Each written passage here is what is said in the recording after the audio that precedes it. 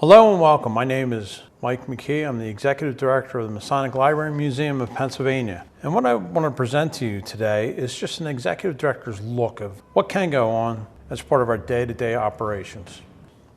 Here you see our beautiful temple. To maintain and operate the Masonic Temple, we use about $2.1 million in our operating expenses.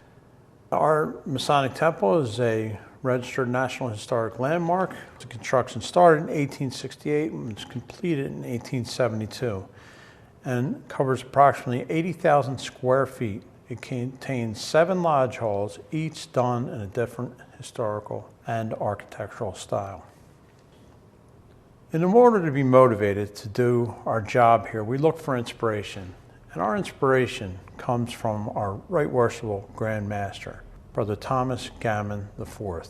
Brother Gammon's theme for his term as Right Worshipful Grand Master is protecting our history to serve our future. This is exactly what we do here at the Library and Museum, and it couldn't be more briefly and poetically stated than our Grand Master has given us. I believe that all employees of libraries and museums are the guardians of history. Here are the guardians of the history of Pennsylvania Freemasonry. You can read and hear about that in our other lecture series. What I want to tell you about is a typical day here. It might consist of walking up to the building and discovering that without notice, the sidewalk's been dug up. And when I come into the building, I learn that compressor number 1 and 2 are broken and need repair.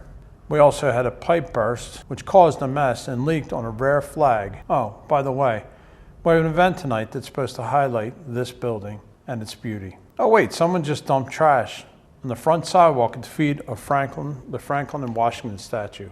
Panic? No, we don't panic.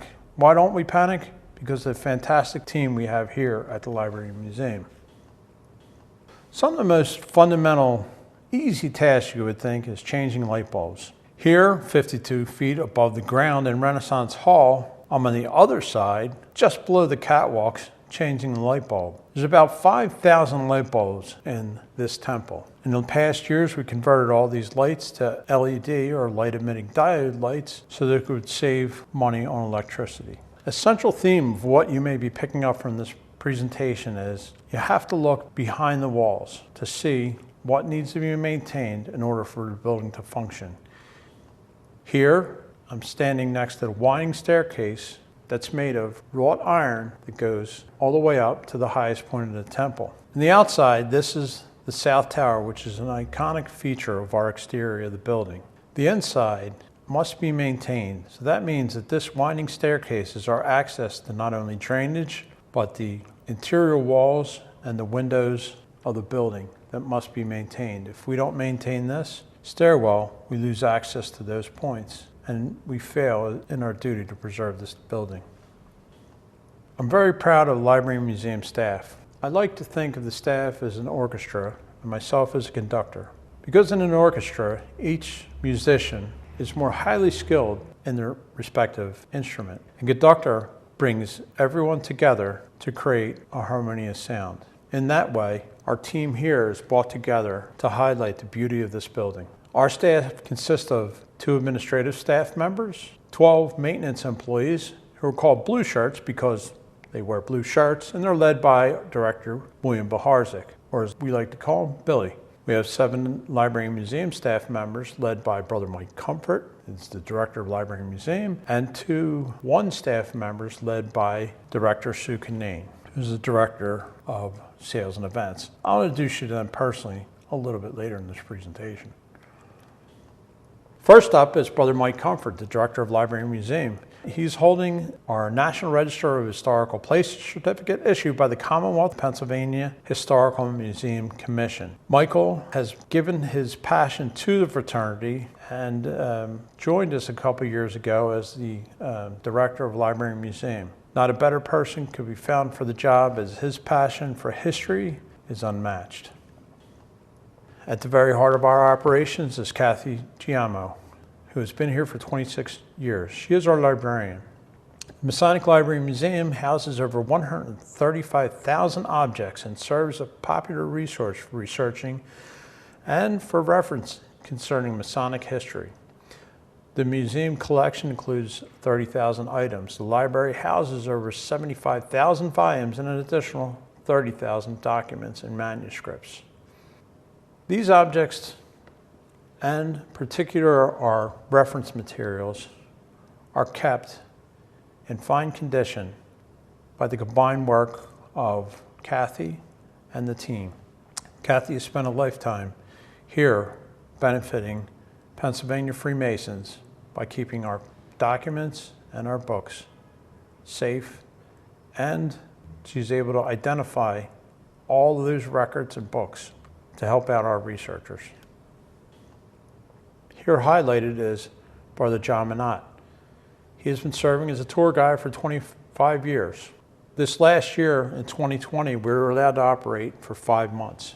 In that time, we entertained 1,742 visitors, and we're open to the public 5 days a week during our operating months. John has a unique gift for sharing the history of the building and also sense of humor that keeps the tours interesting and keeps our guests entertained. One of the things I spoke of earlier is a pipe bursting onto a rare flag. This is that rare flag that the pipe burst onto. Interesting story about Brother Mike Comfort. When he was just an enter apprentice Mason, which for non-Masons can be translated into the first step into Freemasonry, he saw this flag in the basement behind some glass. It wasn't contained to be preserved, and he knew the value of this flag. He communicated that to his brothers, and after some convincing, they realized that what a gem we had just in a case in the sub-basement. It was later then put into a container to be preserved, and now is being currently worked on to undo the recent water damage. I want to read you the original communication that came with this flag. And this is exactly as written, and I'll have a footnote in a moment. This is Philadelphia, December 12th, 1885. Chas E. Meyer, Esquire, Chairman of the Library Committee, Right Worshipful Grand Lodge of Pennsylvania. Dear Sir and Brother, at our regular stated meeting of Washington Lodge number 59, Free and Accepted Masons, held on Tuesday evening, December 8th, 1885, it was unanimously resolved that the Revolutionary relics bequeathed to this lodge under the late Brother William J. Fulton be placed in the hands of the Grand Lodge Library Committee for safekeeping and exhibition.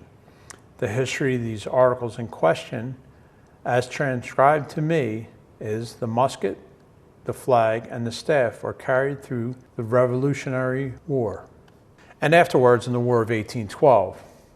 The material of the flag was originally white silk, and the stars and motto support our Constitution were added during the War of 1812. Brother Fulton placed a high value upon the flag and once refused an offer of $150 for it, believing that these relics will prove an acceptable addition to the many on hand, and they will be fully appreciated by your committee. I remain fraternally yours, Mr. B. Reed, Secretary, Lodge number 59. Now, I should tell you that we know this flag dates back prior to 1812, but its exact place and where it was during the war is still a matter of being researched and debated now. I can tell you, though, it is extraordinary that our brothers put his faith in future Freemasons to keep this flag and make sure that it was available for future generations. And here we are, almost 200 years later, carrying out that mission. And we hope that 200 years from now, somebody else will pick up the torch. Featured in this slide is Brother Mike Liskowski. He is the archivist for the Masonic Library and Museum in Pennsylvania. Brother Mike takes care of the largest items, such as our flags and paintings, all the way down to our coins. He painstakingly goes through each item and documents in detail what they are so they can be found easily by researchers of the future. Just to give you an idea of some of the things we have done over the past year, we arranged for the restoration and preservation of several rare objects in our collection, including the Provisional Grand Lodge Charter for Pennsylvania, dated 1761. Also, the earliest Scottish Rite document known to the New World, dated 1764. An original daguerreotype photo of the 11th Vice President and Right Worshipful Grand Master Dallas, 1835. The Grand Orient of France Charter, 1774, and an original 18th century land deed signed by Benjamin Franklin. Additionally, our conservation efforts are now conducting an assessment on a 12th century cross from Lebanon recovered from the grave of a European knight. A proper restoration report is pending. Pictured here, you'll see, as we know him, Billy Boharsik, the Director of Maintenance. Billy and his team of blue shirts used the time when the building was shut down to the public during the pandemic to make the necessary repairs to the first, second, and third floor of our beautiful building. Picture here are some of the blue shirts at their work, installing influent in the sub-basement. And featured here are the before and after shots of their handiwork. These arches were on the first floor in the entrance on the Filbert Street side of the building. Sometimes when we go through and do construction on the building, we find that there's hidden treasures behind drywall. Sometimes drywall was put up just to make the room more aesthetically pleasing or more operational functioning. But as you can see here, behind some drywall, we discovered this tile, which is part of the original design of the building, along with the radiator, of course. And what we aim to do is when we come across these treasures is to make sure that we preserve them and make them a part of the room again. And if we can't for some reason, we want to create a window that people can view some of these beautiful things, lost treasures that are actually part of the building. And there you also see a very old electrical switch. I'm sure there's an electrician out there who can tell me what it actually is used for, but that's the word I have so far. So as I talked about before, some of the common themes are what goes on behind the building. My crowning achievement is pictured with me here. It's the septic tank that's located in the sub-basement. Odd that you might think that that's my crowning achievement. However, it illustrates that the importance of what is not seen that has to be done in order to keep the building well maintained and preserved. I mean, think about it. Imagine a building without a septic tank. You know, stuff flows downhill. Anyway, from that to the building that the public sees, our building is beautiful, and it's made more elegant at the hands of the One Events team.